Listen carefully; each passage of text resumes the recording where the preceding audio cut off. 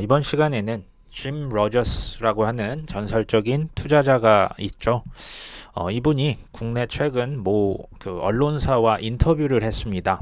여기에서 지금의 이 상승장이 마지막일 것이라는 주제의 인터뷰를 했다고 하는데요. 관련 내용 오늘 좀 살펴보도록 하겠습니다. 그리고 암호화폐에 대한 그의 생각도 한번 알아보는 시간 가져보도록 하겠습니다. 잘 아시다시피 세계 3대 투자자로 불리는 사람이 세 분이 있죠. 첫 번째가 워런 버핏이고요. 두 번째가 조지 소로스, 또 세 번째가 마지막에 있는 짐 로저스입니다. 사실 이 조지 소로스와 그 선후배 사실 관계이기도 하죠. 퀀텀 펀드에서 조지 소로스가 선배 역할을 이제 톡톡히 했었죠. 자, 짐 로저스가 1970년대 지금과 되게 유사하다고 하는 것이 경제죠. 물가가 너무 비쌌고 인플레이션 정말 폭발적인 그 석유 파동을 겪었지만 그때 그의 퀀텀 펀드 누적 수익률은 무려 4,200%였습니다. 전설의 퀀텀 펀드 그 조지 소로스와 함께 설립을 했었죠. 그런데 이제 국내 블러터라고 하는 그 언론사와 언론보 이렇게 인터뷰를 했겠죠. 근데 지금의 이 올해 초의 상승장이 마지막 상승세일 것입니다 라고 얘기를 합니다. 관련 인터뷰 이제 기자님이 이렇게 했는데 질문 첫 번째를 한번 보겠습니다. 1973년 약세장에 비해서 지금의 상황 그리고 지금이 당신이 겪고 있는 최악의 약세장이냐 이렇게 이제 질문을 했습니다. 짐 로저스가 답을 하죠. 아직까지는 내 인생의 최악이 아니다. 하지만 언젠가는 그렇게 변할 수 있다고 생각을 한다. 자, 2008년 9년 그 글로벌 금융위기, 아무래도 미국 사람이니까 그때가 충격이 있었을 겁니다. 그때 당시 굉장한 약세장을 나타냈었는데 주식을 말하는 거죠. 그 이유는 특히 미국의 국가부채가 너무나도 많았기 때문이다. 자, 2008년에서 2009년까지 사실 1년 내내 엄청 많이 떨어졌고요. 이때 주식으로 치면 마이너스 50%, 이때 리만 브러더스가 다 무너졌었죠. 그 약세장이었던 이유가 전 세계 그때 당시 지금도 마찬가지지만 미국이 전 세계 중심이었죠. 그때 미국이 이 어마어마한 빚더미 아래 깔려 있었죠. 결국은 지탱을 어느 정도까지는 할 수 있지만 부채라고 하는 것은 계속 견딜 수 있는 그런 게 아니죠. 계속 쌓여만 가면 결국은 수렁으로 빠져듭니다. 자, 그러므로 다음 약세장은 내 인생의 최악의 약세장이 될 수밖에 없습니다 라는 답을 하는데요. 그 이유는 2008년과는 지금 비교할 수 없이 미국의 국가부채가 천정부지로 치솟았기 때문에 라는 이유가 그렇게 이제 답변을 했습니다. 제가 이전에 이제 보여드렸던 미국 국가 부채의 한도죠. 지금 이게 아까 말씀드렸던 짐 로저스는 거의 crazy라는 표현을 씁니다. 2008년도에 국가 부채 지금 여기 보이십니까? 그때 이후로 수직 상승했죠. 지금 우리가 알고 있는 그 코로나 위기 때 더더군다나 더 많이 솟았고요. 지금의 미국 국가 부채의 절대 규모가 우리 돈으로 하면 4경원 정도 합니다. 이게 31조 4천억 달러인데요. 자, 지금 현재가 지금 이렇게 와 닿고 있는데 이 한도를 일단은 그 이제 또 한도를 높이냐 마냐 또 협상을 하겠죠. 공화당 민주당이 하겠지만 현재까지 올해 6월까지는 큰 문제는 없을 것이라고 합니다. 하지만 이걸 올려주지 않고 서로 정부 지출을 줄여라 여야 우리나라 싸우듯이 싸운다면 이게 국가 디폴트로 갈 수 있는 상황도 이제 가능성이 그렇게 높진 않지만 어쨌든 있습니다. 그리고 제일 중요한 것은 부채라고 하는 것은 결국 누가 갚지 않으면 터질 수밖에 없다는 거겠죠. 자, 25년 전에 중국은 부채가 없었습니다. 하지만 지금은 중국, 일본, 유럽, 중남미, 동남아시아 할 것 없이 전 세계가 너무나도 많은 부채를 짊어지고 있다. 그렇기 때문에 다음 약세장은 본인 인생의 최악이 될 수밖에 없다라는 얘기를 합니다. 어떻게 보면 되게 상식적입니다. 자, 1970년대와 지금이 좀 다른 점이 있다면 뭐가 있을까요? 사회자가 물어봅니다. 최근 몇 년 동안 전 세계적으로 아주 많은 돈을 찍어냈다는 점이 다릅니다. 그래서 사회자가 물어보지도 않았는데 스스로 답을 합니다. 질문을 하죠. 1970년대에도 돈 찍지 않았냐? 맞습니다. 하지만 그 정도가 이전과는 비교가 이제 안 됩니다. 뭐 crazy라는 표현을 다른 인터뷰에서도 매번 썼었죠. 결국 큰 인플레이션이 초래되었다. 앞으로 이 문제는 훨씬 더 심각해질 겁니다. 자, 미 연준에서는 뭐 지금 디스인플레이션이란 말이 나죠. 인플레이션의 정도가 점점 완화되고 있고 수치가 다운되고 있는데, 자, 짐 로저스는 이 인플레이션 문제가 훨씬 앞으로 더 심각해질 것입니다. 고물가 상태가 지속될 것이라고 이 분은 생각을 하십니다. 어떤 그 다른 ET Now라고 하는 인터뷰에서 짐 로저스가 지금 인플레이션과 비관론이 깨지고 있는 것처럼 보이지만 기억하세요. 이것이 아마도 마지막 랠리일 것입니다. 라는 인터뷰를 했었는데요. 그래서 사회자가 묻죠. 왜 2023년을 그렇게 비관적으로 전망을 하시냐? 근데 이제 짐 로저스가 우선적으로 얘기를 하죠. 일단 저를 믿지 마시라. 왜냐하면 저는 마켓 타이밍을 정확히 잡는 것에는 최악이다. 매우 나쁜 마켓 타이머다. 그러니까 저를 무조건 믿으시면 안 된다. 라고 얘기를 하고요. 하지만 2009년 이래 미국 주식시장은 큰 문제 없이 계속 우상향을 하고 있죠. 이게 미국 역사상 최장기 우상향이라고 합니다. 이게 연속으로 오르는 것은 뭐 13년, 14년이 이게 최장기죠. 물론 이게 뭐 40년 이상, 50년 이상 간다고 할 수도 있죠. 그건 이제 자기도 모르겠다. 실제로 지금 그 미국 주식의 차트가 됩니다. 뭐 큰 물이 뭐 이제 코로나 때 한번 슬렀고요. 뭐 작년 또 이제 조금 떨어졌지만 큰 문제 없이 주식시장이 계속 우상향하고 있다는 거죠. 하지만 타이밍 상으로 문제가 발생한 시기가 이미 지났다라는 표현을 쓰죠. 사실 저는 뭐 짐 로저스 예전부터 이렇게 책도 보면서 팔로잉을 하고 있습니다. 근데 2019년도부터 이미 시장 폭락을 예언했고 조심하시라고 얘기를 했죠. 지금 올해가 몇 년입니까? 벌써 23년이죠.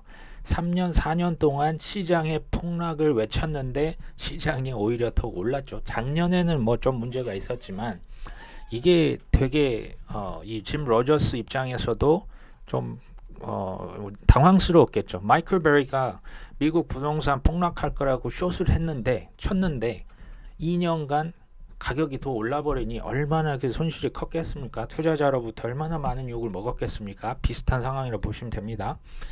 사실 문제는 이미 시작했을 수도 있다. 작년에도 안 좋은 때가 있었죠. 왜 23년을 또 비관적으로 하냐? 근데 이제 역사를 얘기합니다. 역사적으로 시장에 비관론이 이렇게 가득 찼을 때 그게 조금, 그러니까 지금 비관론이라고 하는 게 이제 수축과 팽창으로 생각을 해보시면 될 것 같아요.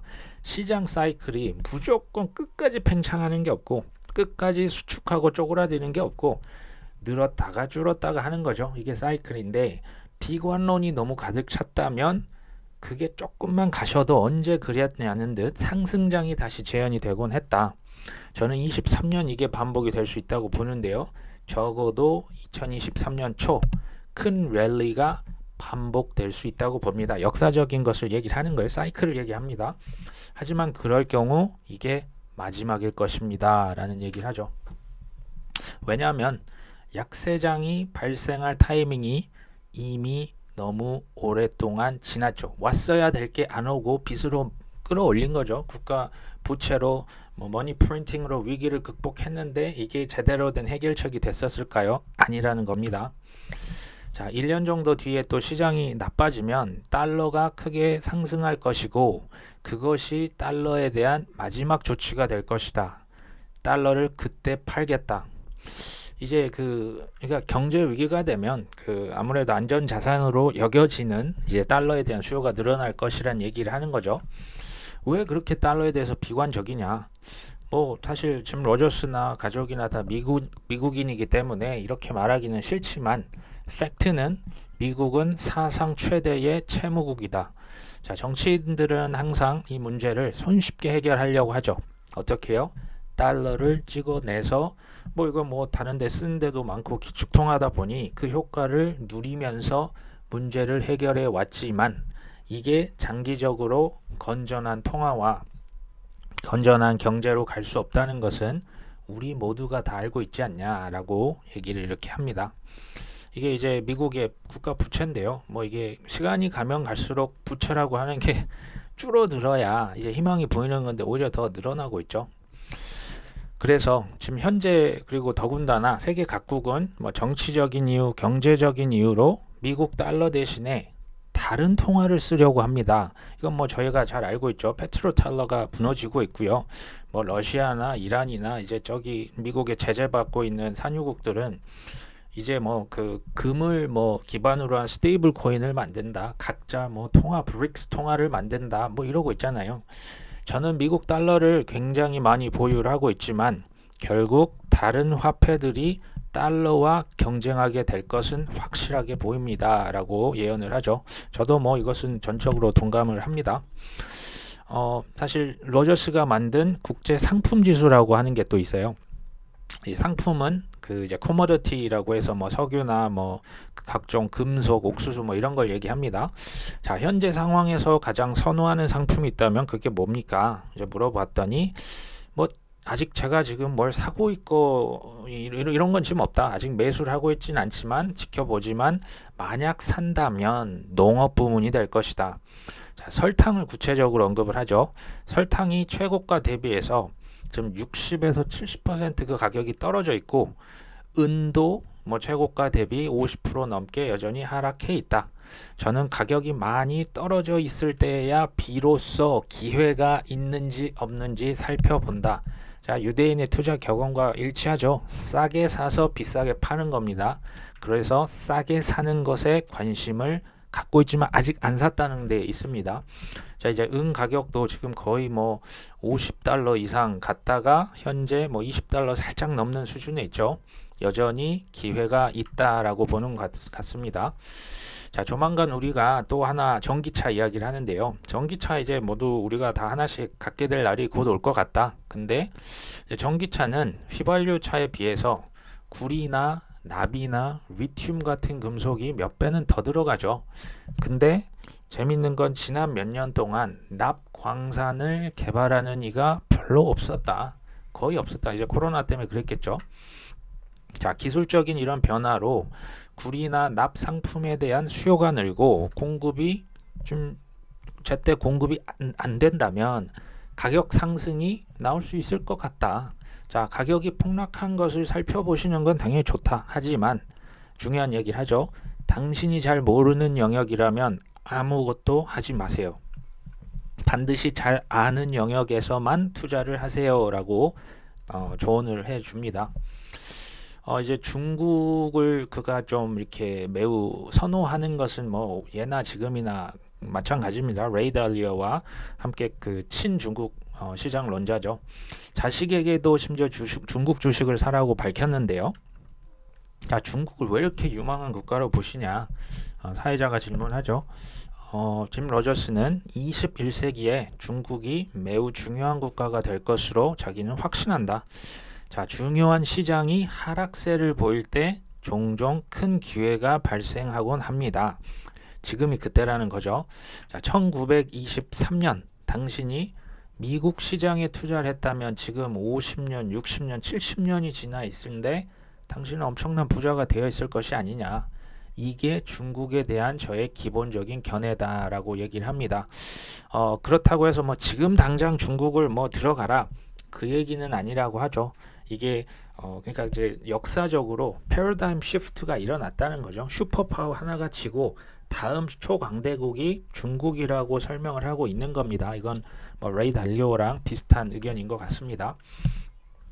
이제 재미있는 뭐 저희들의 관심사죠. 암호화폐에 관해서 질문을 합니다. 사실은 짐 로저스의 와이프가 암호화폐 투자를 했는데 본인은 안 한다고 했죠.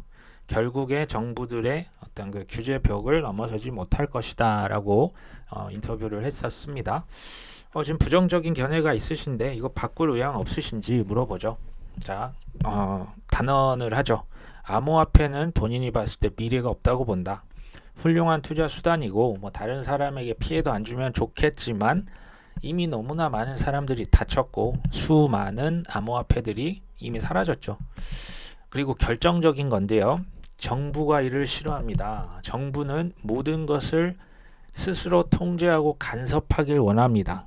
근데 크립토가 만약에 이제 돈처럼 사용된다면 그걸 허용도 하지 않겠지만 한다면 정부의 돈 형태가 될 겁니다. 그 이제 CBDC를 얘기할 겁니다. 자, 결국 결정권은 뭐 자기 같은 이런 일반 개인이 아니라 그 총은 정부가 칼자루는 쥐고 있습니다. 이런 표현을 씁니다. 자, 레이 달리어도 너무나 성공해서 비트코인이 정부의 눈에 잘못 띈다면 실패할 것이다. 똑같은 말을 했는데요. 이쪽에 있어서도 좀 의견이 일치한 것 같아요. 자, 투자자들에게 조언을 해주신다면 이제 마지막 질문인 것 같습니다. 저는 이 일을 오래 해왔고 뭐 이런 상황을 한두 번 뭐 본 게 아니죠. 시장 강세장이 오랫동안 유지가 되면 사람들은 주식시장 이거 너무 재밌어. 돈 벌기는 너무 쉬워라고 외치면서 벌떼처럼 뛰어든다. 하지만 거품은 이내 안 좋게 끝날 수밖에 없다. 이게 앞으로도 계속 반복될 거라는 얘기를 합니다. 그리고 이제 마지막 한마디 하죠. 매우 매우 조심하십시오. 제대로 된 조사를 하고 do your homework라는 표현을 씁니다. 숙제를 하셔야 된다. 그리고 경제 역사를 꼭 공부하세요. 그러면 지금 상황이 과거에도 똑같이 반복됐다는 것을 알게 될 겁니다. 라는 조언으로 끝을 냅니다. 그리고 가장 중요한 것은 반드시 자신이 잘 알고 있는 것에 한해서 투자를 하셔야 한다. 그래야 숱한 어려움을 스스로 극복할 수 있다. 저는 이분 영상을 예전부터 많이 봤었기 때문에 이게 무슨 말이냐면요. 그러니까 본인이 잘 알고 있는 영역, 내가 코인을 잘 알고 있고 내가 금과 은을 잘 알고 있어서 투자를 했다면 상승장에서 내가 뭘 해야 하는지를 스스로 알 수 있고요. 이 폭락장, 하락장, 조정장에서 내가 뭘 해야 할지를 스스로 알 수 있는데 그냥 누가 좋다더라, 뭐 이걸 좀 사면 돈 좀 벌었다더라로 들어가게 되면 하락장에서 허둥지둥 결국에 남 좋은 일만 다 시키고 실패할 가능성이 높다는 얘기를 지금 이런 식으로 표현을 하는 것 같습니다. 자, 오늘은 짐 로저스 인터뷰 내용 이렇게 한번 짚어봤고요. 투자하시는 데 도움이 많이 되셨으면 좋겠습니다. 오늘 방송 여기까지 합니다. 시청해 주셔서 감사합니다.